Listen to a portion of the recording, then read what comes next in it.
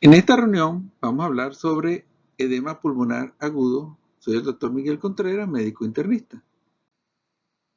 Vamos a definir entonces la fisiopatología del edema pulmonar. Cuando tenemos un paciente con falla cardíaca con edema pulmonar, tenemos dos elementos fisiopatológicos importantes. Uno es congestión, lo llamaremos 1, y el otro es hipoperfusión, que lo llamaremos 2. La congestión puede tomar dos vías fisiopatológicas.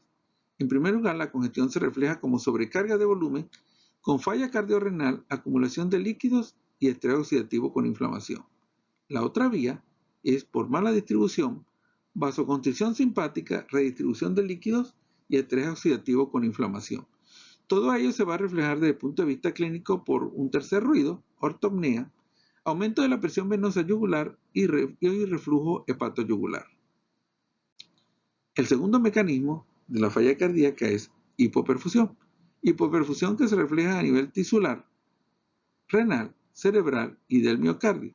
Y desde el punto de vista clínico se presenta como hipotensión, frialdad, disfunción renal y alteración del estado mental. Vamos a analizar un poco la congestión renal como elemento fundamental del proceso de la falla cardíaca. Ya que tenemos la estructura glomerular, tenemos una arteriola aferente que entra al glomérulo y la arteriola aferente. La arteriola aferente recibe la sangre, se filtra a nivel del glomérulo y la sangre sale por la arteriola eferente. El filtrado glomerular va a pasar entonces al túbulo contorneado proximal. En los pacientes con falla cardíaca hay un aumento de la presión venosa. Ese aumento de la presión venosa se refleja esencialmente a nivel de la arteriola eferente. El aumento de la presión venosa produce un aumento de la resistencia vascular a nivel de la arteriola aferente con aumento de la presión intersticial, y ese aumento de la presión intersticial determina disminución de la filtración glomerular. La disminución de la filtración glomerular disminuye la diuresis, y la disminución de la diuresis va a favorecer retención de sodio y agua, resistencia a los diuréticos y activación neurohormonal.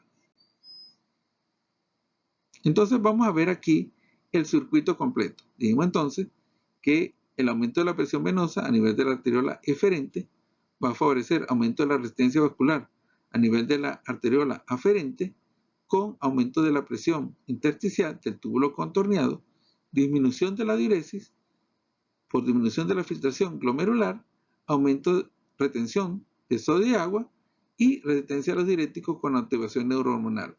Esa retención de sodio y agua va a determinar un mayor aumento de la presión venosa y de esta forma se completa el círculo vicioso.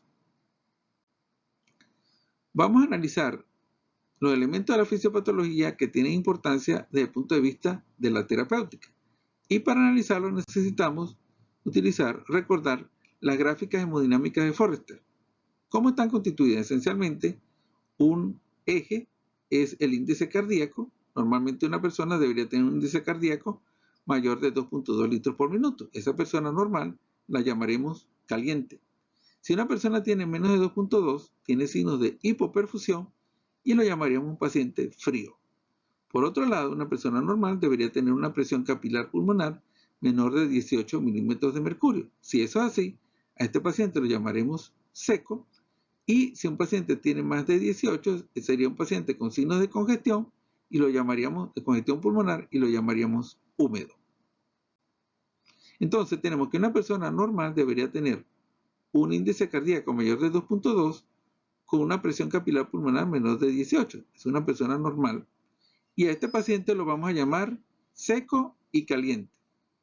Por otro lado, si una persona tiene una presión capilar pulmonar mayor de 18, pero tiene un índice normal mayor de 2.2, esto constituye el cuadro clásico en las emergencias del edema pulmonar agudo. Este cuadro de edema pulmonar agudo tiene una mortalidad del 10%. Y este paciente diríamos que es un paciente, el del edema pulmonar agudo, un paciente con congestión pulmonar, es decir, que es un paciente húmedo pero caliente. Por otro lado, si una persona tiene un índice cardíaco menor de 2, tiene una presión capilar pulmonar menor de 18 y tiene un índice cardíaco menor de 2.2, este paciente tiene lo que se llama un cuadro de choque hipovolémico con una mortalidad del 22%. Y este paciente lo llamaremos seco y frío. Y por último tenemos el paciente que tiene una presión capilar pulmonar aumentada mayor de 18 con un índice cardíaco disminuido, menor de 2.2. Este es el paciente que tiene el cuadro conocido como shock cardiogénico con una mortalidad del 55% y su elemento fundamental es la hipoperfusión.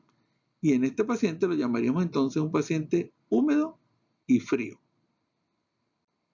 Entonces tenemos que a medida que un paciente tiene mayor congestión, el paciente húmedo se caracteriza clínicamente por los signos de congestión pulmonar, un tercer ruido, ortopnea, aumento de la presión venosa yugular y reflujo hepatoyugular.